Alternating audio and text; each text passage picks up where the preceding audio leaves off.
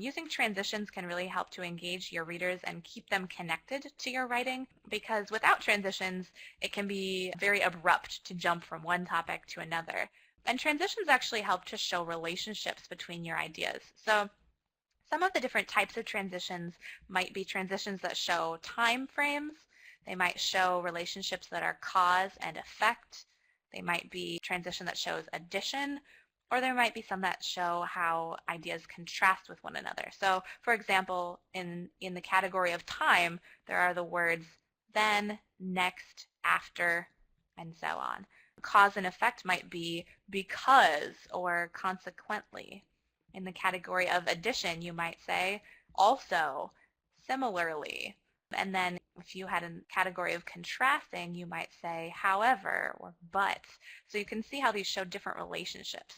The thing with transitions is if you are going to use them, and especially if you're going to use these transitional phrases or words, use them sparingly and carefully, because you really do want to make sure that you are accurately conveying the relationship that they show.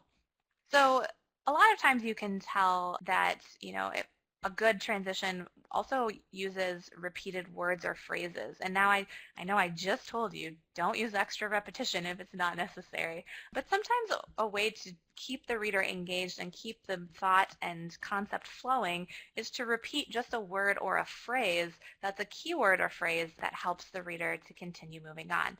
So for example, here we have a key danger for patients in hospitals are falls. Falls can result in more injuries that pose a threat to patient health.